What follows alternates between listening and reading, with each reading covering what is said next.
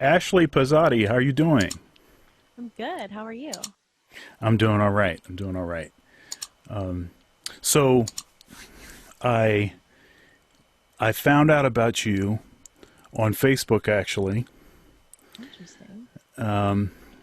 Well, social media. Well, first of all, we're all like in our basements or something right now, doing music instead of out, with other folks. So I guess that part of it's not uncommon, A lot more with the screen time these days. a ton of screen time. So So anyhow, I saw you on Facebook, and it was like a jam of the week video Oh, that you okay. put on there, and I think it was a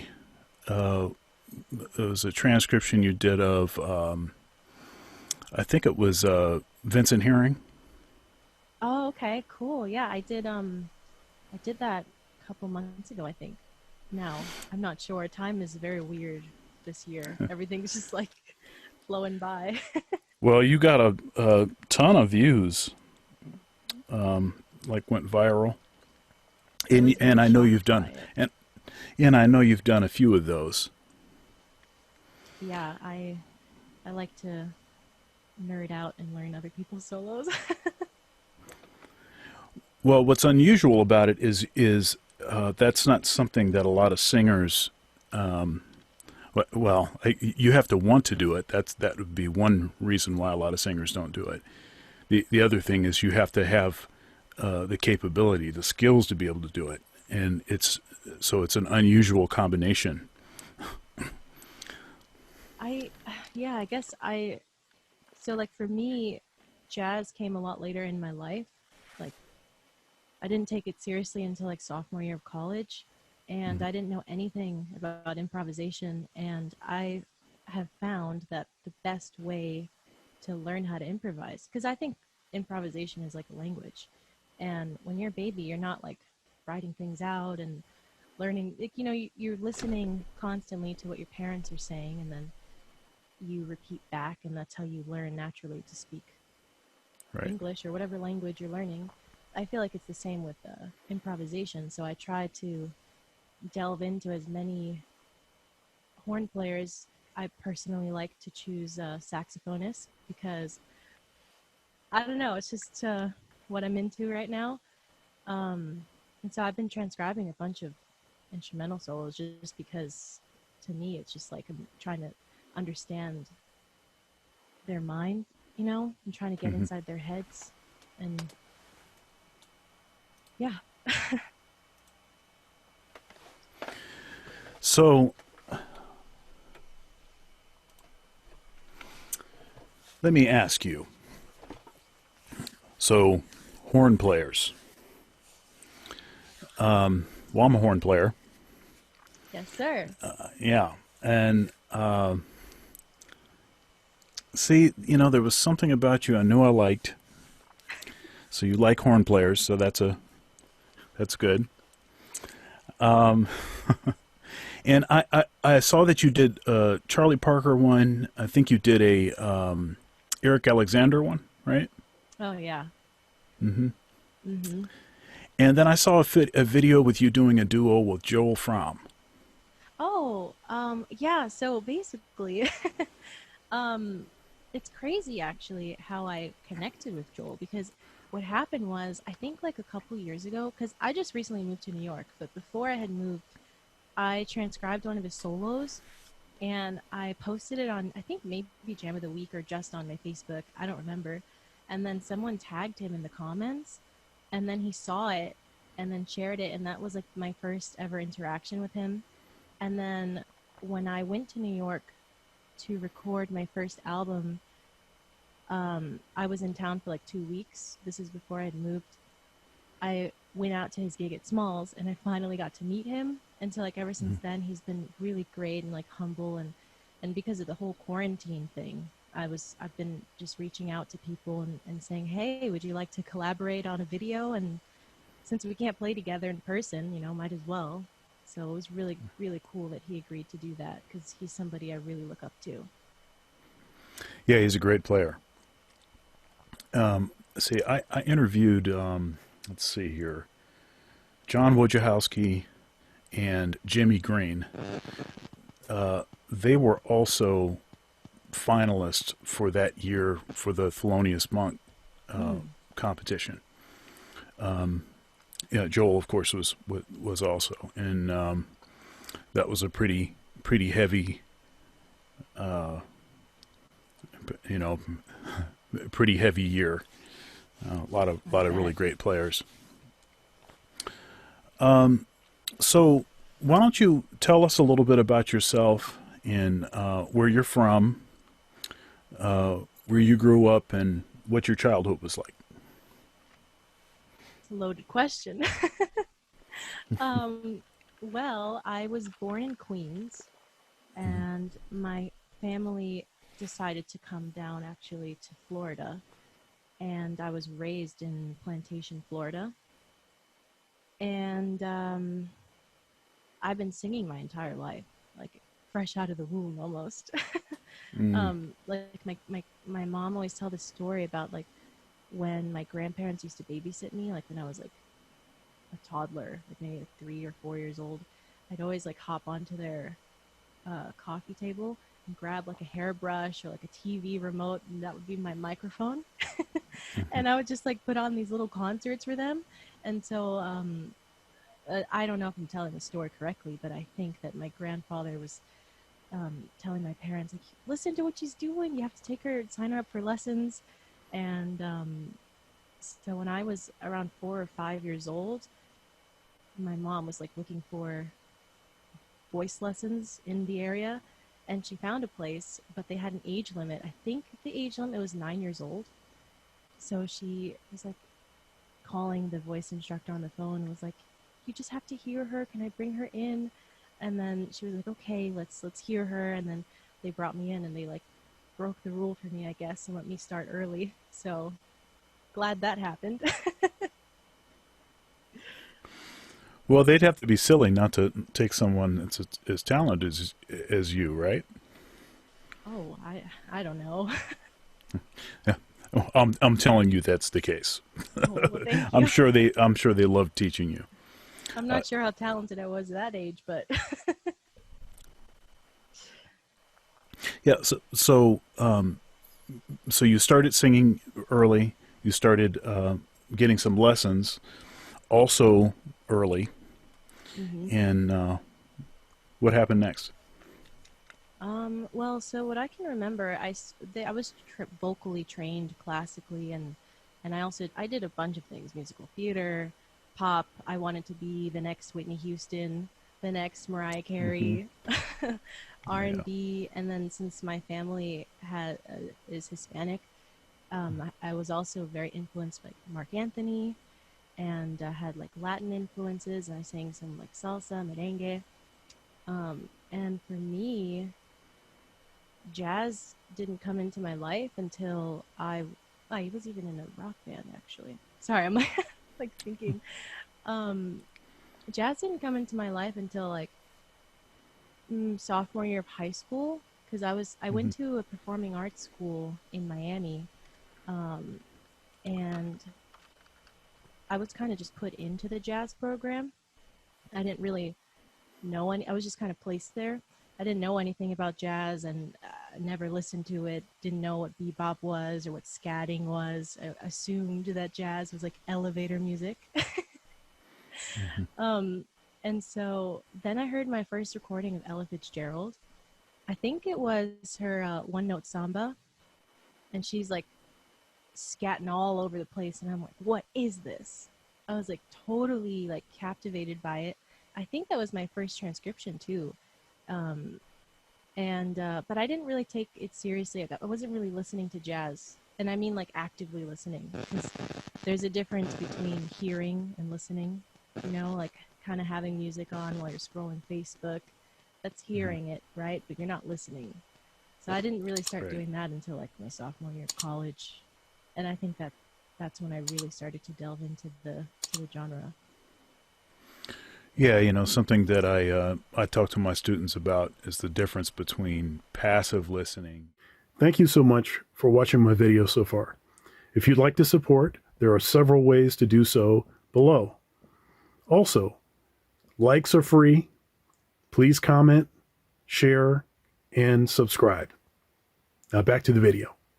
Passive listening and active listening. Yep. And, learning something by ear, that's about as active as you can get, right? That's really Yes. active listening. And I think often people that are not musicians, I think they don't understand what it is like to hear music when you're used to like really active listening to music. So for instance, actually I just had this conversation with my wife, and I told her that I don't listen for pleasure. And that's actually, I mean, that's like a direct Branford Marsalis quote. But, it's not that I don't enjoy music. I love music. Music is everything to me. But to have music that is on, but that's just soft enough where I can hear it, but I can't hear it all, is like an irritant, because I Oh want to my turn it God. up so that I can hear it, because And then as the I'm weird listening, I'm thing, dissecting it. Go ahead. I'm so sorry to cut you off, but like, No, let's say I'm sorry. you're at, like, I know the Starbucks like on my campus always play jazz music, and if I'm having a conversation with somebody, I can't focus on it because that music is playing, and so like my brain, Yeah. even though it's soft and everybody is talking, Yeah. my brain is naturally just, it's like locked in, and I'm just kind of like when they show in the movies, like the noise is, I don't know, the effects they put where like that person's blurry, and I don't know, that's what it feels like in real life. Like I just can't concentrate on what that person is telling me at all. And I'm not trying to be rude. Right. No, I totally get that. You said the thing about elevator music. There's also like music that people put on because they're trying to go to sleep or they're trying to relax. Music does not. I'm not I've never relaxed when I listen. understood that. Yeah. I can't do Never. that. Yeah, I can't do that. Try to put music on when I'm trying to sleep. That does not work at all. It Me it just neither. it keeps me up because now I can hear it. And my wife likes to. Okay, so I have a 7-year-old, and what that means is that I've had a lot of interrupted sleep for 7 years. Uh, that's what I that don't know. means. I have a dog. Sometimes she barks and it ruins my sleep, but I know it's not the same. So he comes in the room in our room like in the middle of the night, and so so what she would do, my wife does, is she will okay, you can lay on the couch. We've got a couch in our bedroom, so lay on the couch, and then she'll turn on some classical music or something, and it's coming out of her phone, and it's, I mean, we're all in the same room, so I can hear everything, right? And I Yeah. totally cannot sleep. It's just like I'm hearing the whole thing. I was like, I wonder what the next change is going to be there. Oh yeah. I hear that. Oh, that's interesting. That's what my brain starts doing. So it makes it really difficult to sleep. On the topic of interrupted sleep, one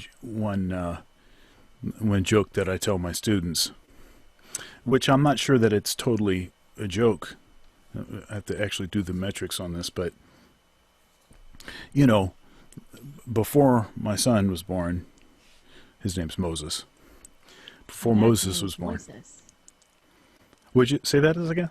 My dad's name is Moises, so Oh, Moises. I wonder if that's like a transliteration of the same name or something. I think so. I believe so. Yeah. And so, what was I saying? Oh, so my son Moses, before he was born, I used to think I needed, 8 hours of sleep, 7.5, 7 hours of sleep. Turns out you only need 3. Oh my. Now, part of that is a joke, but part of that is actually not a joke. But it's a lot better now, and he's in first grade now. So so what that translates into is his mind is active, and he's got a lot of stuff to do, so that makes him more tired, and he sleeps very well through the night now. So I'm makes happy me for happy. you. Well, so anyhow, I digress. We're talking about music, and now when you transcribe, when you say that you transcribe, do you mean that you're actually writing it out, or are you learning it by ear? And So I actually get asked that question a lot, and if I'm going to be honest, I do it by ear. Mhm. But when I was in university, I've had like assignments where I've had to transcribe a solo and like write the whole thing out. Right. And for me personally, I feel like the only benefit is being able to actually see exactly what notes they're playing against the chord and like really go in deep for like analytical purposes. But in Right. terms of it benefiting my improvisation and like building my knowledge of this language, I feel like I get the most out of it when I'm learning it by ear because Mhm. I can really absorb and and and just really dive in deep with it. It just comes more naturally to me.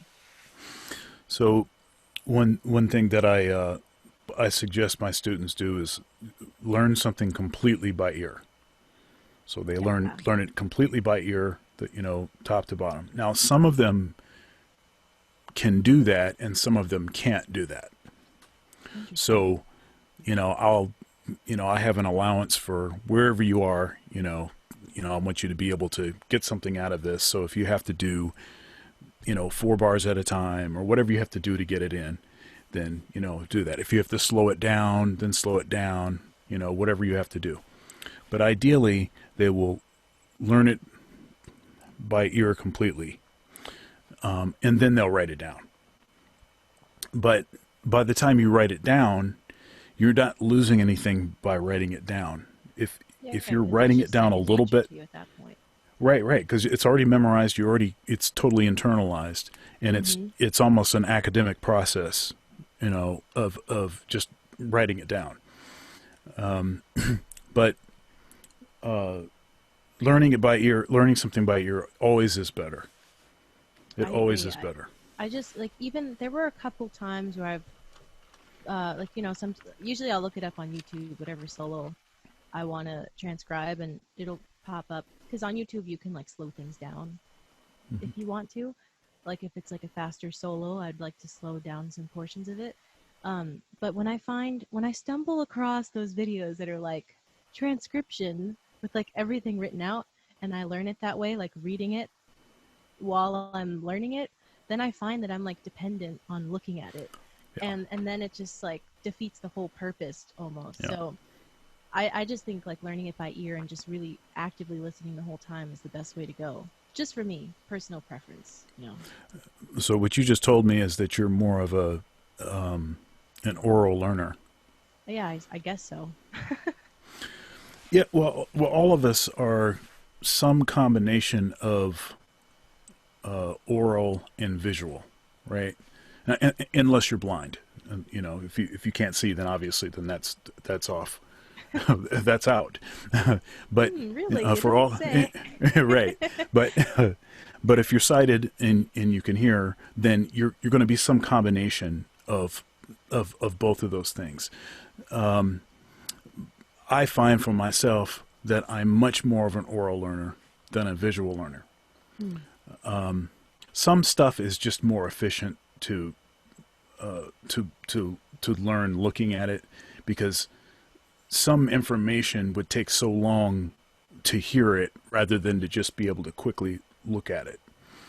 But like even when I was in school, I would record the lectures, and then I would listen to them when I was doing other things. Like when I was at the gym, I'd be listening to lectures. When I'm driving the car, I'd be listening to lectures, or, listening to, like music history, right? So, listening to whatever those, examples that you have to remember. And I remember when I was in college, my undergrad, now this is a long time ago, and I I did this project with some folks in a Bible study that I was in, and what we were to do was to memorize a scripture every day. So, the first one is really hard to learn because again, you're doing it by looking at it. So that was part of the reason why it was challenging, right? The second one was still hard. By the time you get to about 20 or 30, it gets faster. The process gets faster. And then what I started doing was I would record them, me saying it. I'd say where it was, Psalms 23 or whatever. Then I'd, say the scripture, and then I'd say it again afterwards, and then I'd say the next one. And I did that for a whole year. Oh my goodness. Right, and I memorized them. It was a lot, but it didn't seem like a lot when I was, once you get past, 100 or something, then it didn't seem like anything because the process was really fast. And by listening, and it wasn't just about memorizing the next one, it was also about retaining all of the ones that I had memorized.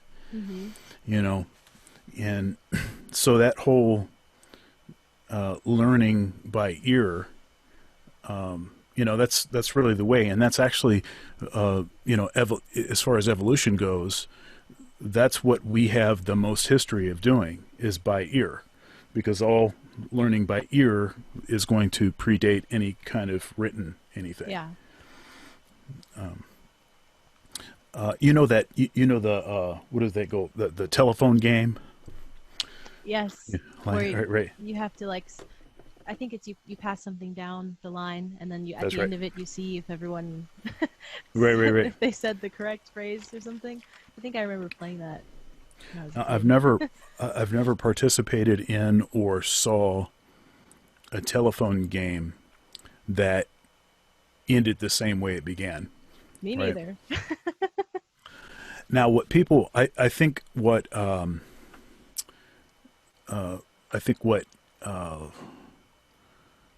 what some have done is they have used that as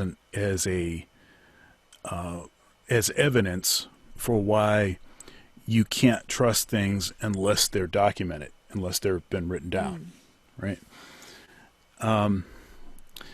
What I actually think that it shows is that we as a society have greatly degraded in our ability to. Retain information. That's right, orally, Yes, right? I completely agree with that. And I talk about this with people because when you think about now we're in an age where everything is streamed. Like, like back in the day, like you would buy one record and have that for like a couple months, then buy another record. But now it's not that I lived that, but now everything is streaming. You can find anything on your phone whenever you want to. And so I feel like a lot of like upcoming musicians, including like myself and people like in my age demographic, I feel like they're constantly like jumping from one thing to the next, that they're not retaining what they're listening to before moving on to the next thing because there's so much available to them. And I feel Absolutely. like that's really affected the way that people retain. I mean, not even just in music, like in anything. You can Google anything, right? So you don't have Right. to ever actually memorize things. You just can find it whenever you want. Yeah. So do you know it or do you Google know it? It's like, well, I don't even know what Google does. That's right. And now, granted, having, having the skill to use the right search terms to get the information you're looking for, I suppose, is a skill, because not everyone can get the precise information they're looking for. Because, there's so much stuff to search. That engine Yeah. is searching everything in recorded history, right? Hmm. But, something that I have lamented somewhat is, when I consider the age of my students, and then when I consider the common technology, which is ridiculous. I mean, none of the technology we have now existed, obviously existed when I was, when I was my student's age. There was not the capability of easily slowing anything down you want to and keeping the same pitch, or, all of the digital audio interfaces, the workstations, all of the computer-based recording, all of that stuff that it didn't exist when I was, a teenager, and neither did, of course, the internet to the extent that it is now. All the streaming stuff, all of that stuff was, as you said, was on records or was on cassette tapes.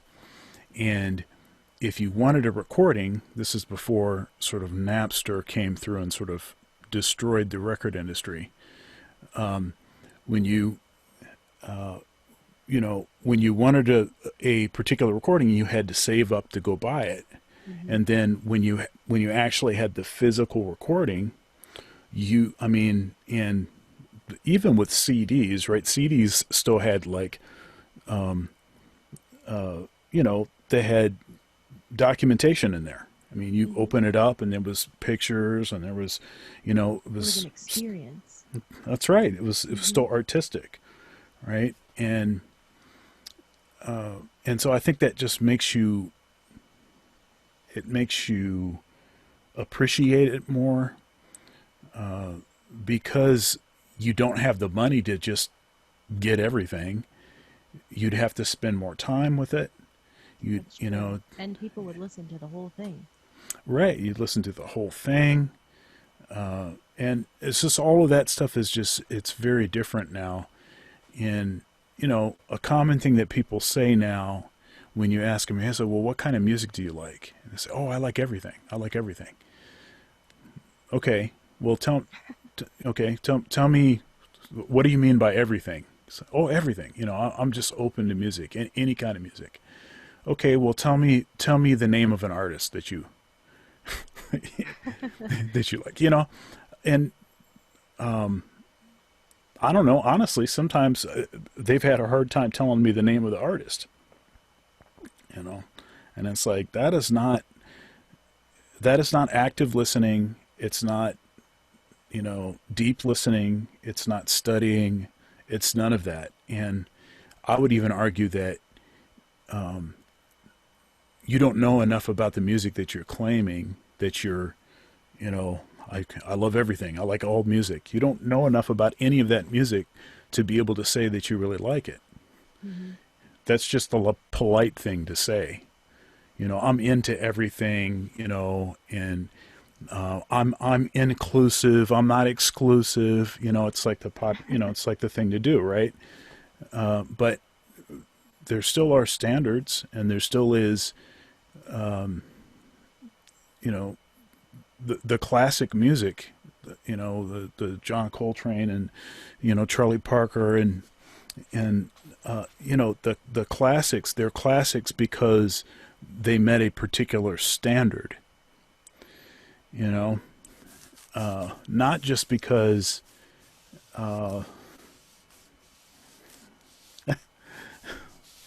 yeah, I think I've said enough about that, but I have a buddy.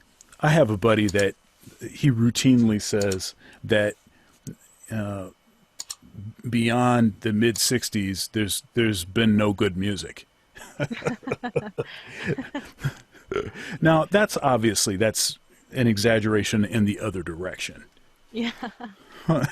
I think maybe it's somewhere in between those two. Oh man, everyone I listen to is dead. Yeah.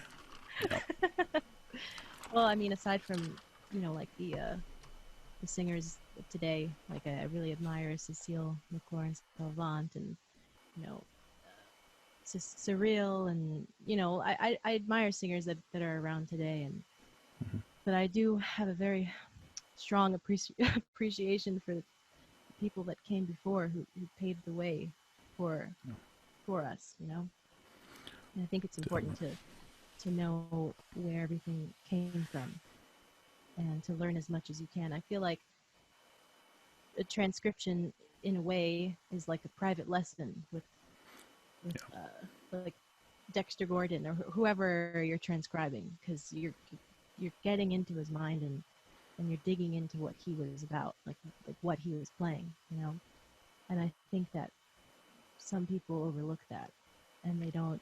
But again, I think that you have to really want to do it. Like, I don't think you can just say like, oh, you should do this. I feel like that desire has to come from the person to want to Yep. delve deep into something like that, because it takes a lot of concentration and energy to do something like that. But if you're not fully invested in it, then it just won't really click, you know? I think that's a great point. It's the intensity quotient, you know. So you can spend time doing something, but if there's no intensity, then you're not going to accomplish much. Like they've done all of these studies now, and okay, so there's this thing that says, well, women multitask better than men do, right? There's that Okay. thing, but actually what they've shown is that actually no human beings multitask very well. Because in order for you to do anything well, I mean, you could do maybe two or three things poorly, right? But in order to do something really well, you have to like really be focusing on that, and there has to be an energy and intensity in that focus, or that saying, going through the motions. Going through the motions doesn't do anything. Yeah. Nothing is going to stick going through the motions. I the eighth grade biology term. I say this to my students often. It's so what's the eighth grade biology term that you remember? And I say, anybody? The eighth grade biology term. Osmosis. That's the one you remember.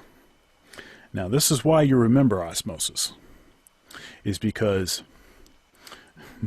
you thought that you could put a book under your pillow and go to sleep, and through the process of osmosis, the information in the book would get in your brain. Okay? That's not how it works. That's not how anything works.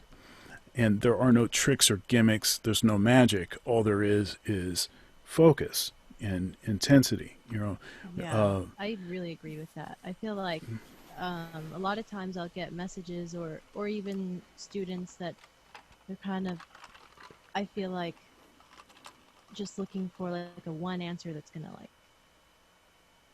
change everything. But the bottom line is, I mean, with anything, it takes hard work and dedication and time and focus, and there's no way to cut corners, and jazz, it's so complex and difficult that you have to really love it in order to give it the time that it needs for it to come into fruition, I suppose. Yeah. There's no shortcut or magic pill you can take. That's why I mean, I'm always trying to keep my head focused on something in that realm, whether it be reading a book about an artist I admire, or transcribing, or learning a tune, whatever it is. I'm always trying to move forward, instead of just sitting back and hoping that things will just happen. I guess, I don't know. So what is your practicing like? What kinds of things do you practice? In understand, my question is not what is good advice for someone that's trying to improve, trying to get to your level. That's not my question. My question is, right now, what are things that you're working on to get yourself to that next level? Mm, well, I would say right now, I. Hmm, interesting question. Let me think about this for a moment. I feel like my focus has been trying to get inside of the mind of like an instrumentalist, because I'm a vocalist, but when I'm improvising, I'm trying to emulate a horn player, and I want my articulations, my vocabulary, and my knowledge of harmony to emulate that. And I feel like I've been trying to delve into things that Michael Brecker, for Mm. example, like trying to get into things that maybe a vocalist wouldn't typically um, sing when they're improvising, like trying to Hmm. get more in depth into that, and always trying to think about different ways to approach improvisation. I'm always trying to like get as much in my bag as I can, I guess. Yeah, but I mean, part of it is articulation. That's part of the. Articulation is a huge thing, Yeah. in my opinion. I feel like a lot of people, when they ask about improv or transcribing, like the biggest thing that is quote unquote off about what it is they're doing is the articulation. I think it's really important and underlooked. I mean, and especially as a singer to try to emulate the kind of so in particular for saxophone. I mean, there's a variety of articulation, but one of the articulations is just key articulation, right? So it's a stream of air, and the precision of the key placement is causing clarity, right? And obviously, that's not something that there's no vocal version of that. So all of that has to be done another way. I mean, Hmm. how do you deal with that? Like what are you thinking about? With articulating, Yeah. well, I think that in terms of like improvising, I think that a big thing for me as a vocalist, since I don't have a keypad or buttons or anything like that, I think like in terms of articulation, I think syllables are really important, and Mm. like which syllables you choose are going to they're going to articulate differently. And like if you're saying dot, I'm thinking like a fat quarter note, for example, but when you're like singing fast line, you're not gonna be like dot dot dot dot dot dot dot, like Mm. just like for a silly example. um and I think that's why I like to transcribe horn players specifically, because then I get to kind of explore myself and think about. I mean, I guess now I'm not thinking about it so much, but in the beginning, think about which syllables I can use that can emulate the horn player's articulations, because oops, my microphone. Because when you transcribe singers, they're going to have their own set of syllables that might not feel comfortable for you, but worked for them. I think it's like a personal thing almost, um, being able to navigate that. Because like when you look at Betty Carter, her syllables are very open, like la la la la, like very wide, and that's not something that's my style, that feels natural for me to do, but for her it just is so natural and flows, and she really did emulate a horn player in her improvising. All right, and so, do you play any other instruments? uh I wish. I mean, I took piano when I was a child, um classical, but I never pursued that seriously. Like I know how the piano functions and I can Hmm. play it, but I would not consider myself a pianist by any means. There was like a brief period in like my freshman year of university when I wanted to take upright bass lessons, and I took a couple, but it just I was so overwhelmed with. I don't like to half-ass things, you know. I felt like I couldn't Mm. really give it the attention it needed. Although I really do admire like bass players. I wish that I could have. I mean, I guess it's not too late, but yeah, I'm not. I don't play any instruments. I'm sure you have a keyboard somewhere around. And I mean, do you have particular drills that you do like to work on, in, like intonation and stuff? I don't. Uh, I I've never. I don't mean to say this in a. I don't want it to come across the wrong way, but I've never had to like work on my intonation. Like I've never. I can't even think of like an exercise that you would do to do that. Do you have perfect pitch? Yes. Okay, well then that's why. I guess I don't know. I just yeah, I don't know how to answer that. I just never had to think about it ever. Yeah. So when did you know that you had perfect pitch? um, I think I don't.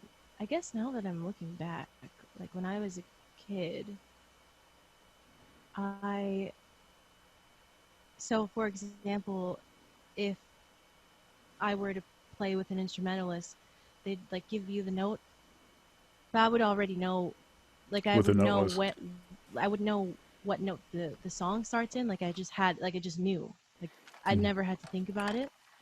Um, or like even now, if I'm playing on a gig with or sitting in at a jam session, and they're like, "Oh, okay, yeah, I'll play it in this key," and then I'll just say, "Okay, write on it." And they'll be like, "Oh, do you need your note?" And I'm like, "No, just write on it." And I don't know. I hmm, I don't know when I first discovered it. That's a good question. Here's another way to maybe think about it. This might give you some clarity. When did you realize that other people needed a frame of reference and you didn't? Like with a lot of my friends that have perfect pitch, and I just interviewed Camille Thurman. She has perfect Oh, pitch. I love Camille. Yeah. We yeah, she has perfect pitch. We just did the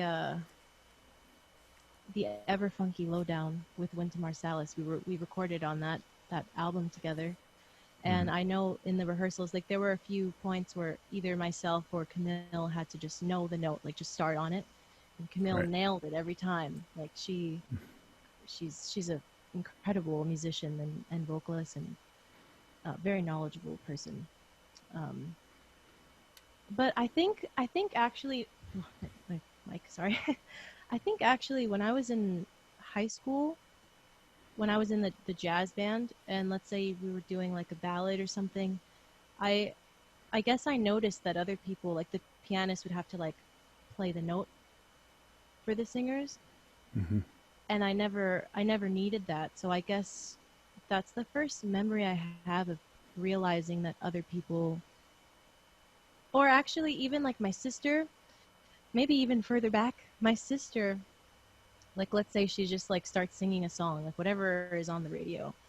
I'd be Mhm. like, that's not how it goes. It starts here. And then I'll sing it in the actual key. Yeah, And yeah. she'll be like, what do you mean? And then like uh, I'll have to like get the recording. I'll be like, look, just to show her. Yeah, so uh, this is interesting. You know, in my conversation with Camille, you know, I talked about, you know, a bunch of other musicians I know and good friends of mine that have perfect pitch, and it's been a little bit of a sort of research project for me. And do you know who Rick Beato is? No, I don't think so. So Rick Beato, he's got maybe 1.8 million subscribers on YouTube. He's a music theory guy, a music producer, and he's a, you know, he's a great guitar player, and he's written hundreds and hundreds of songs and produced, you know, a lot of artists over the years. Well, his son's name's Dylan, and there were videos circulating on Facebook and whatnot of this kid that just had these ridiculous ears. He could just hear everything, and the guy sitting at the piano, which was Rick Beato, he's playing chords. He says, "Okay, now spell this out." But it's like a cluster, you know, like a cluster chord, and he spells it all out. It's really Oh, wide actually, I interval think I've chords. seen this. I think I saw it on Yeah, Facebook. yeah, yeah. Yeah, I think I know So what you're talking about. so that's Rick Beato, the dad, and so I'm bringing that up because Rick does not have perfect pitch, but his son does. Now, he actually, through his research, found a way to actually cause his son to have perfect pitch.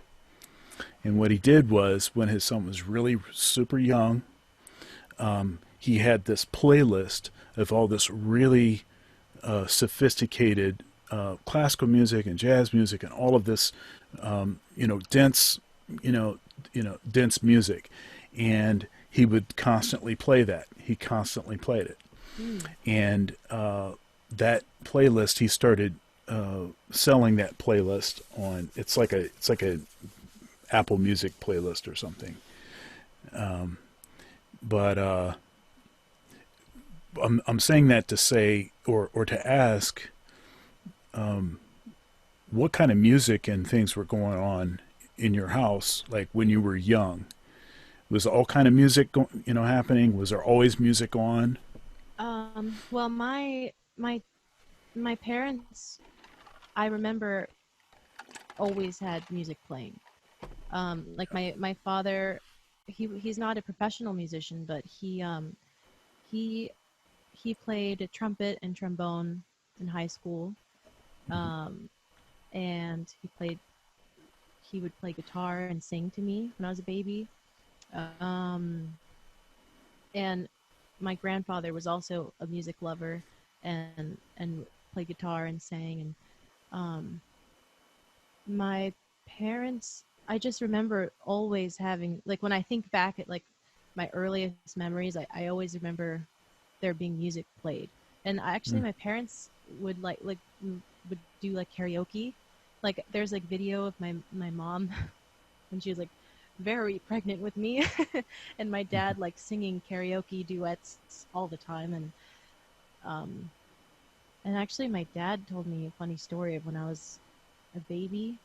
I think he would play like uh, Mozart or Beethoven, and I would like sing it back to him. And he was like, "Oh my gosh, listen to her! Listen, she's singing like a baby, you know." Like I would just like I guess catch fragments of it and sing it back. But yeah, there was always music, um, varying genres. I think mostly Latin music when I was like salsa. I think would be the thing that was playing the most. Yeah. So it's fascinating because when you get beyond a certain age, you no longer can develop perfect pitch. Hmm. And so there are these, I don't want this to sound like a direct thing like I just got done talking about on this other interview, but there are these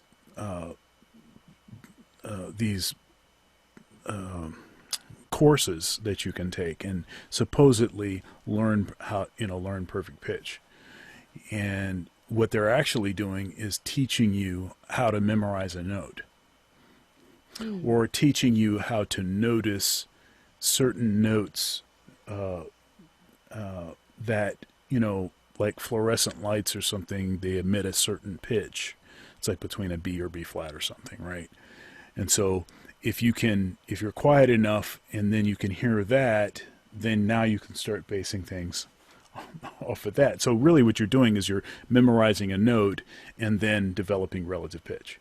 That's really what they offer, but that's not perfect pitch. But there's still a bunch of people that insist that you can learn perfect pitch. And I mean, we know that's not how it works. But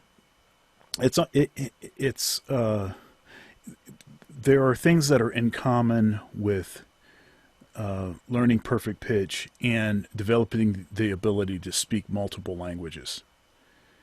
Like if a kid is really young, then you could get them speaking 5 or 6 languages, no problem. Yeah. Because their brain is still soft, it's still being formed. But then once you get to past a certain point, then each language that you learn, you're always going to be thinking in your native language and then translating. Interesting. And you can learn how to do that very fast. And in some cases you can learn how to transcend that, but you're not going to be able to learn how to transcend multiple languages. And with kids, since they haven't developed a native language yet, they would just, for whatever it was that they learned in whatever language, that would be how they thought about it. That's interesting. So Yeah, because I was raised speaking English and Spanish, and I'm very shy to speak it though, because it's something I only really do with my family. Like my grandmother only speaks Spanish, so when I visit her, it's like a weird, like I have to like switch my brain almost to get into that mode. and when you're speaking Spanish, you're I know what it is that you're saying, what that would be in English, but obviously, but are you is one the prime language, or are they Yeah, I think both the English same? is a lot stronger. I mean, I understand everything in Spanish, um, but I feel like since I spoke, I feel like I used my Spanish a lot more earlier in my life as a child, and being integrated into school, you don't really use it. You just speak English all the time. But I feel like now when I do go to speak it, I like sometimes I am thinking like, oh, how do you say that in Spanish? Like I have to like take a second to like process. Mm. You know what I mean? Yeah. I just speak 2 languages: English and music. Those are my those are my languages. English and bebop. That's right. That's right. Um, so talk to us about the future. What does the future hold? What plans do you have? What things maybe are you working on right now, or maybe some aspirations that you're at the beginnings of? You know. Well, the future is a little fuzzy for me right now, Yeah. just because of everything going on. I mean, I have plans to record another album at some point next year. I'm still figuring out the logistics of that, but I do want to record another album. It's a big goal of mine. Hmm. Um, and it's difficult to say because I, of course, would love to be performing and touring and whatnot, but that's a little bit difficult right now, and it's kind of hard to say when that will change. So um, right So, now, what were things like before? I mean, you were. I mean, what were you doing when everything changed overnight? What were you well, engaged in? when everything changed, well, before then, so I had just moved to New York, um, August of 2019, and I had started working with Jazz at Lincoln Center, and I toured with the Jazz at Lincoln Center Orchestra, the Ever Funky Lowdown. We did that in Chautauqua, and then we recorded, and then I was also a part of the White Light Festival, I think, with Lincoln Center. I think that's what it was called. It was run by Damien Sneed, and it was like a choir along with the Jazz at Lincoln Center Orchestra. So I did that, and um, I was really just sort of navigating and figuring out my role in New York. Trying to, going out to all the sessions. Before that, I had released my CD, my album, Right. and I did like a national tour in like New York, Florida, Georgia, um, Arizona, Chicago, like different places. It was I put it all together myself, so it was a self-released album, and then I did the tour. And I am hoping to be able to tour internationally, um, because I had some things that were in the works, but of course did not happen. Yeah, I. So you're uh, episode 85, and I started these interviews right as everything, the bottom dropped out. Mm, The second or third week of March. I think maybe the fourth week or something is when I started these interviews. And one thing that's been the case is, you know, the economy was booming, and usually what that translates into, is it's very positive for freelance musicians, mm-hmm, right? Because when the economy is booming, people have more disposable income.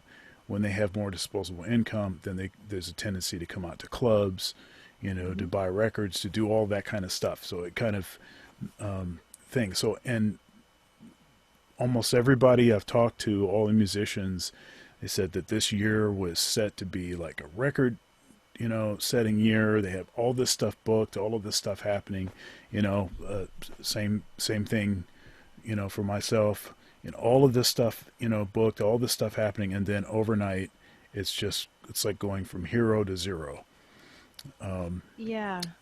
I When 2020 started, I was like, wow, I can't wait. 2019 was such a good year. 2020 is going to be even better.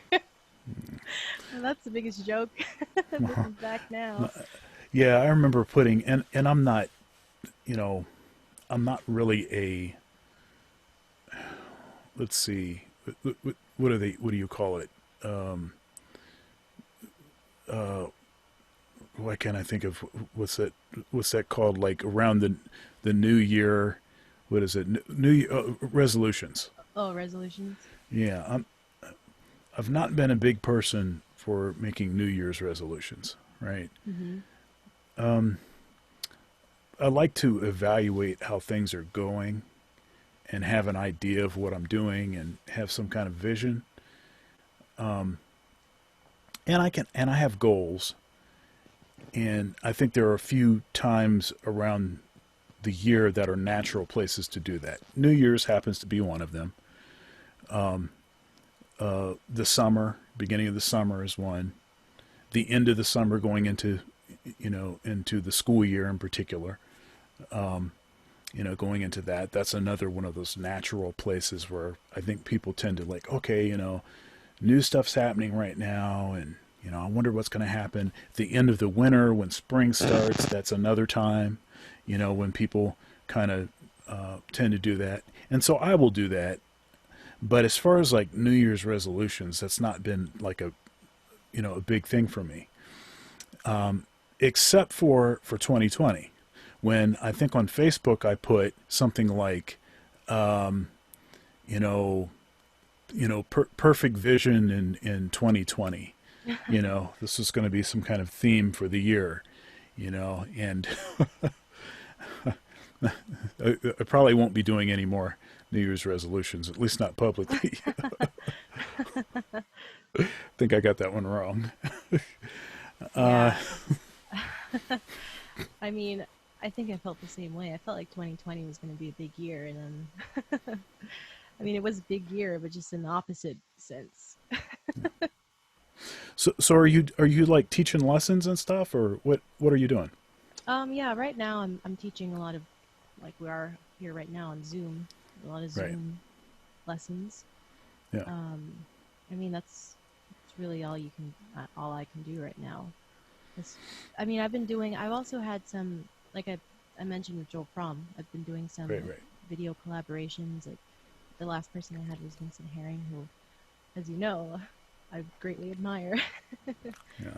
Um, so I mean, I'm trying to be positive, like I'm trying to delve into new artists and listen. Like I've been listening a lot to Nat King Cole, and just trying to immerse myself into new music and um, writing and I'm honestly just now focusing on what I want to do for this album because it's something that uh, it's a big goal of mine to to complete. So, do you have any hobbies? I do. Well, I'm a visual artist, not Okay. professionally, but um, just something I've. It's something that I have to do when I'm inspired. Like I'll have like peak moments of like inspiration where I'll just feel like, all right, I need to sit down and like I like to draw like jazz portraits. So like I've Hmm. done one of Dizzy Gillespie, of John Coltrane, um, Louis Armstrong, like the list goes on. So I'll sit down and like spend hours like doing that, like all day. Just Hmm. like it'll just come out of nowhere where I feel like, all right, I feel like I need to draw. Um, and before the pandemic, I was heavy into well, my whole life I've done since middle school. I've done martial arts like kung fu, jiu-jitsu, kickboxing, Muay Thai, um, Sanchow. Like just a bunch um, of that. But I actually had knee surgery, so I had to hold off anyway. But then when the pandemic happened, I had just started going back to working out, and so it, you know, kind of. Okay. So let me tell you. So okay. So I wanted to ask you about your knee first, and then I want to tell you something. So what did you do? What happened to your knee? So I was in fight camp, and it was like a, was it 2 or 3 month program where you just train very, very vigorously, every day, and then at the end of it, you like for me, I was doing an MMA fight, like Hmm. not professional, but just I guess for fun, and Mm-hmm. so like it consisted of like so you had to have a very strict diet.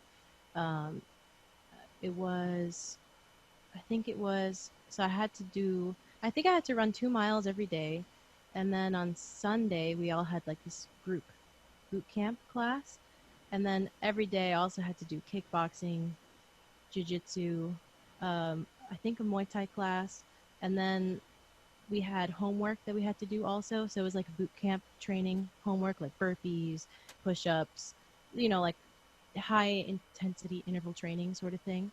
And so it was like one of the days that I felt like complete ass. And I was just like, I really don't want to go in today. Like, I'm so tired.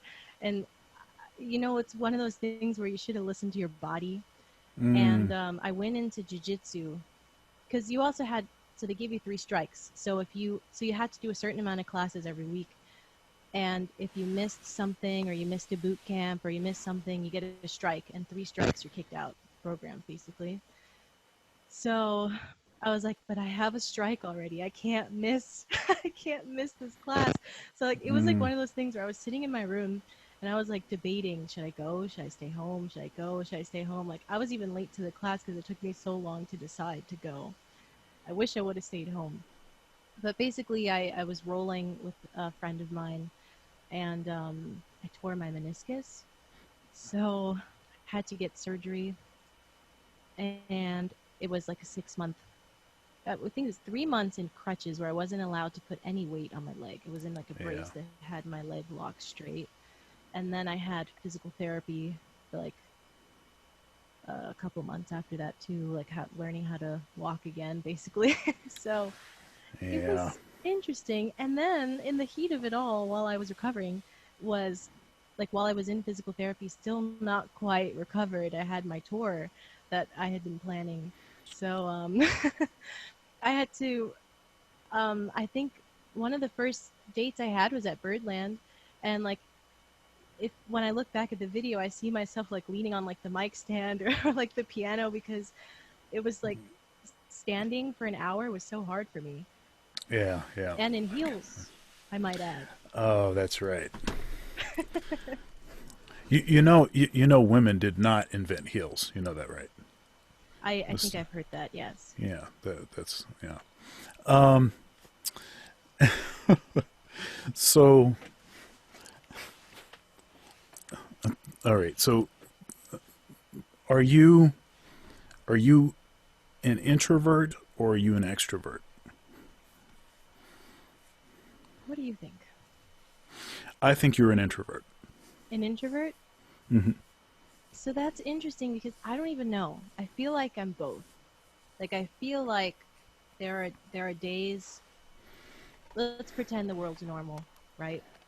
And I go out to a jam session, and I'm just like, oh man, this is so awesome. I'm like, hanging out with the guys and and listening, and I feel like I can be very like outgoing in that setting and like feel like yeah, I want to be here. But then I feel like I can have a couple days where I'm just like I'm totally fine just sitting in my room playing video games for like hours. And um I don't know. I feel like it's like 50-50. Like sometimes I'm very outgoing and like extroverted and I can be out there, but then sometimes I'm just like, it's very nice here in my room. Okay, so I have to know which video games you play, but before I ask you that, here's a little. This is the way that I help people to know if they're an introvert or an extrovert. All right. First of all, I'm an introvert. Okay. Okay, my wife is an extrovert. Now, if I had to go to a mixer, now understand a mixer has nothing to do with music. All right. If I had to go to a mixer where I don't know anybody and it's just people small talking for long periods of time, right? An hour of that would require about a week worth of sleep for me. Okay? Now, as an artist, I'm on the stage, I'm playing for audiences, talking to audiences. None of that stuff is taxing at all because I don't have to compete for anyone's attention. Right? They're there to pay attention. The same thing with teaching. And the same thing with one-on-one conversations, right? Mm-hmm. You know, I'm interested in music. You're interested in music. We talk about things that are surrounding music, so both of us feel like we're getting something from the conversation. Mm-hmm. Going to a jam session, for instance, for me, is no problem because it's all music stuff. Mm-hmm. Right? And actually, even if I didn't know people, it would be very easy and very quick for me to be able to bypass small talk into real conversation. Yeah. For me, the small talk is the thing that I can't handle that. Oh, I can't stand it either. Because it's like, what do you talk about, really? It's like, hi, yeah, the weather was nice today. Exactly. Not How, too how hot, long not can you too talk? cold. Right. How All long can you right. talk about the weather? See, for me, I can talk about the weather. I can ask, I can talk about the weather. I have like one, surface level weather thing. But if you actually want to talk about the weather, then I want to start talking about the science of the weather. That's a problem that I have. And I remember when I started to discover that, you know what? Really what it is, it's the small talk that I can't handle doing that for very long. So you know what? The next time I go to a place and I don't know anybody, I'm not doing any small talking. I'm just going to go right in and just start talking about some deep stuff. And of course you can't do that, Yeah, especially because these then days. That's like everyone's even kind of like, worse. whoa, weirdo alert. Yeah, right, exactly. So it's a real kind of challenge. Now, my wife, on the other hand, like I said, she's an extrovert. So she goes to an event like that, and and she's totally rejuvenated. She just, I just met all these new people, and we didn't talk about anything for 3 hours, and and she feels great. It's great. Yeah, I feel like And for me, when I meet new people, I'm always trying to like get to know that person. I'm not right, trying to just sit around and talk about meaningless things, you know? I'm trying to be like, oh, cool. So, what kind of music do you like? And then if they yeah, say jazz, right. Now, see what my wife does, and this is great. So we'll go to events, and unfortunately, I have to go to a lot of those kind of events, those small talky events. But what she does is she does the icebreaker work, right? So she mm, goes in and she does some, reconnaissance, and some, she figures out who's into something, and say, hey, you might want to talk to him over there because he's a musician, or you might mm, want to talk to that person over there because they're a professor at a university. You go to talk to that person, So then I don't have to like guess or fumble around with weird. collaborative effort. That's right. That's right. So it's like the best thing in the world. I don't even have to do anything. Okay, so what video games do you play?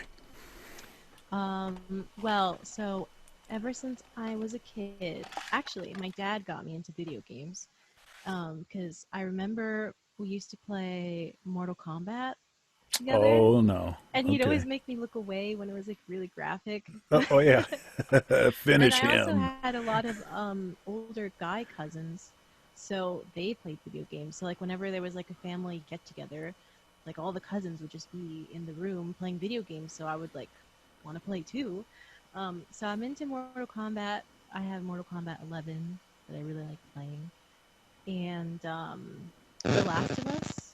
It's like the story mode. It's like basically about zombies, but there's Uh, also like a multiplayer that I like playing. So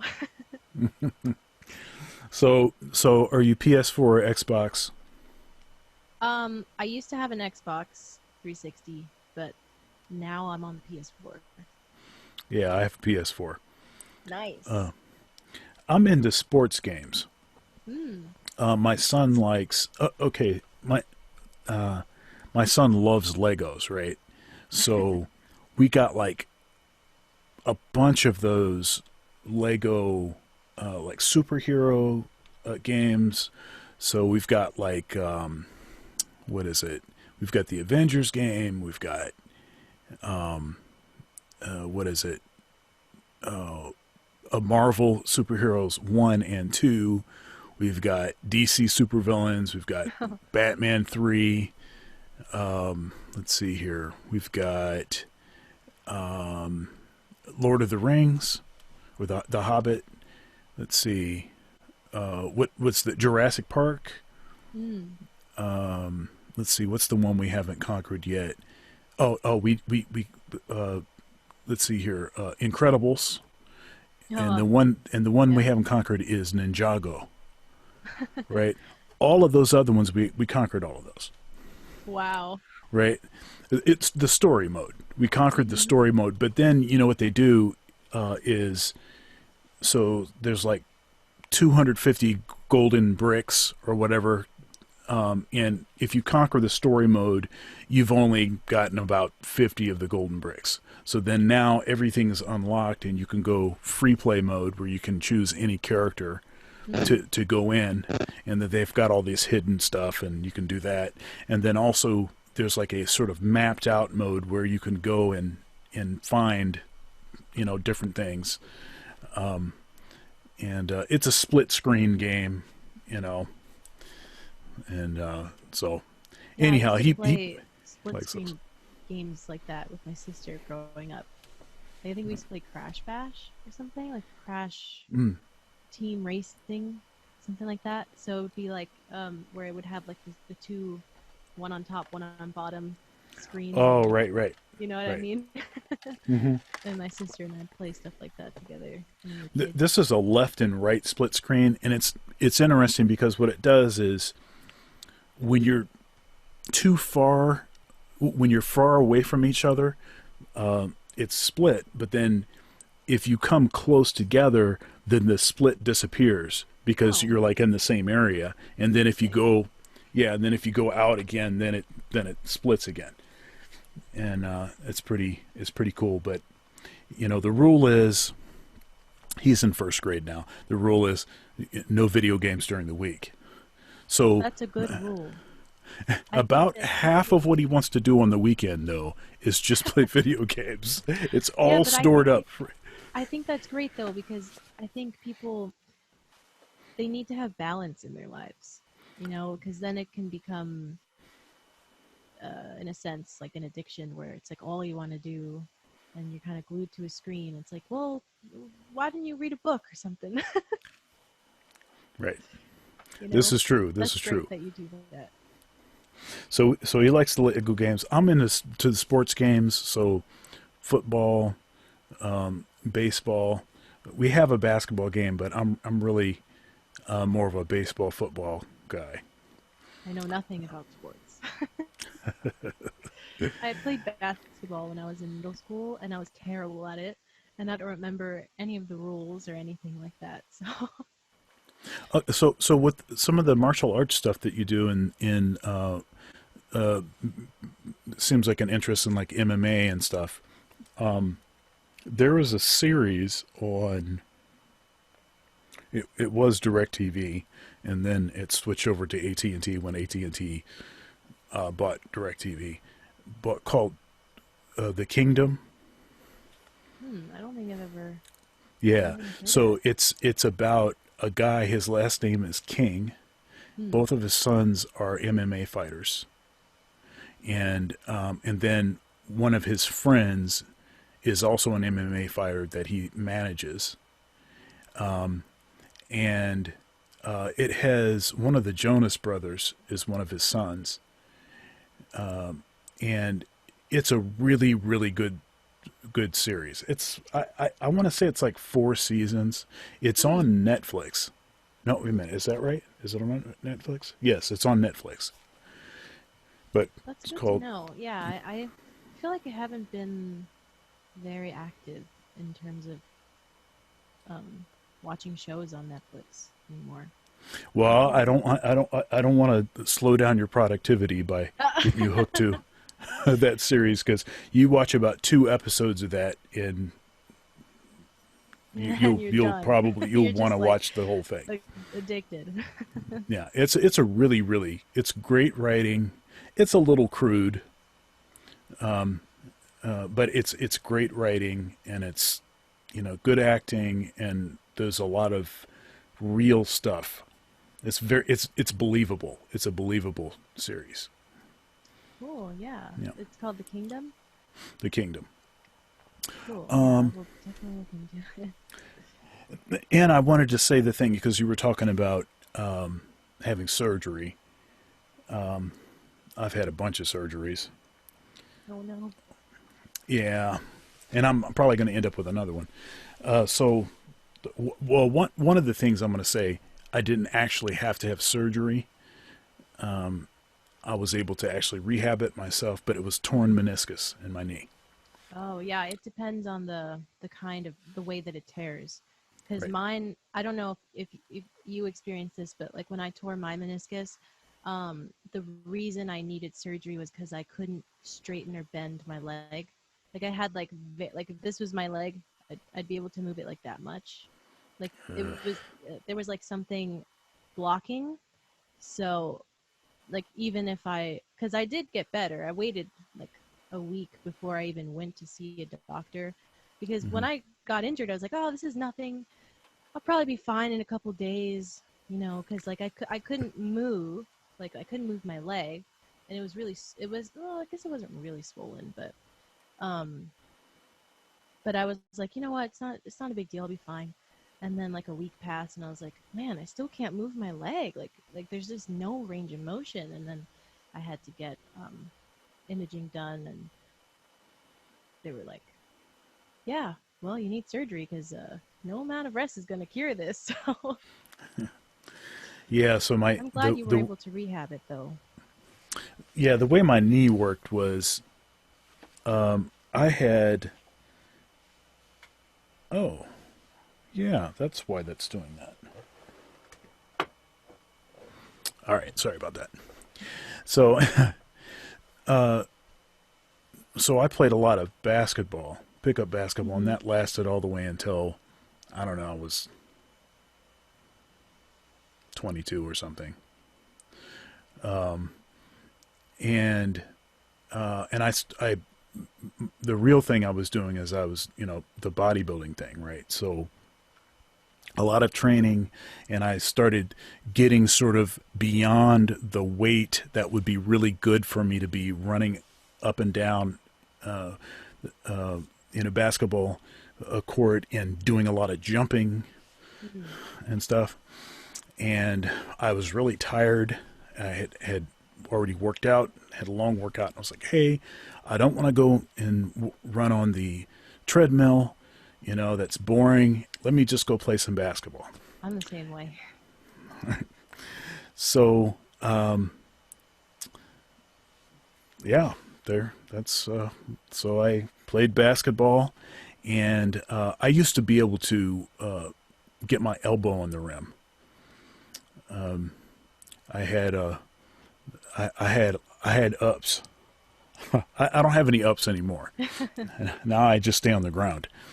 But so I jumped up to dunk the ball, and somebody got under me just the wrong way, and I came down awkwardly, and almost like hyperextended my knee the Oh, other way. You know, they had to wheelchair me out of there. oh no. Now you would think that I would have learned that maybe I shouldn't try to play basketball anymore, but as fate would have it, now this was years later, many years later, maybe 10 years later. I was like the same thing. You know what? I don't want to do cardio. Let's go play basketball. After a long workout, and I jumped to get the ball.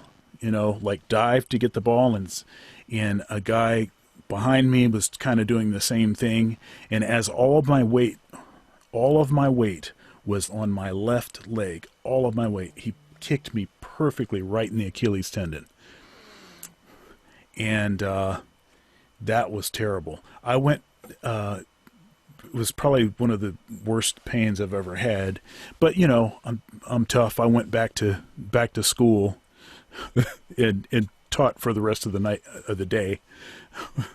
And by the end of the day, I couldn't even straighten my leg because there was just so much pain coming from my leg. And then, so the next morning, I went to urgent care, and they gave me some oral steroids and some topical de-inflammatory. And they said, just stay off of it for 2 weeks. So I stayed off of it for 2 weeks like they told me to, and I was just limping like crazy. And so I went to the specialist, you know, and ordinarily they would have tests, but he just reached down and touched my Achilles tendon. He said, "Oh man," he said, "You have an 80% tear." He said, "If I could do surgery right now, we do it right now because you're a big guy. I'm afraid that you might cause it to snap the rest of the way." Now understand that I had gone back to training and stuff. Oh no. I wasn't doing legs really, but one day, and this is the day that was right before I was like, I need to go to a specialist because this is not right. Because I was on the leg press machine, and your calf is, it's kind of tight. It's, you can control it like you're pressing against something. It's not like, flopping around or anything, right? On the right side, but on the left side, I couldn't control it. It's just doing whatever it wants to do. And I was like, that's not right. So, and so then anyhow, basically that weekend, after I was like, the appointment was like on a Wednesday, and then the following Sunday I had the surgery. And I also had this, biceps tendon, repaired in my shoulder. So I have some, I'm bionic. I have some titanium parts in here. It's better than the manufacturer.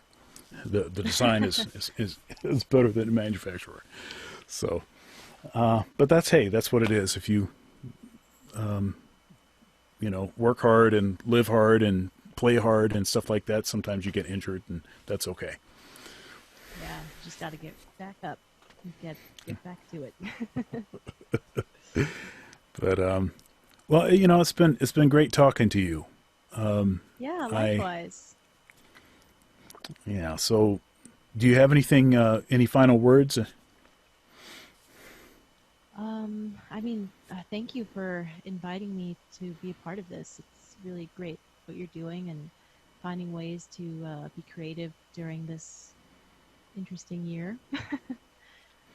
So yeah, thank you so much, and it's been a pleasure getting to converse with you and talk about a lot of different topics. Yeah. The video game thing and the martial arts thing. I have to be honest. I was a little surprised, but that's great. Really? It's good. It's good. I like it. Yeah, it's I don't know, just something I like to do. Hopefully, I can get back into the kickboxing soon and get back to it. Hopefully, I don't know. I'm hoping next year will be a different story. All right. Well, again, thanks for coming on to the program, and I really enjoyed our conversation. And it seems like I think we probably should have you back sometime. That'd be great. Because it seems like we only sort of scratched the surface. There's 1,000 things to talk about. Yes, that's true. And I talk a lot. Sometimes I ramble. That's quite all right. So I will see you later. God bless you. All right. Have a good one. Have a good one.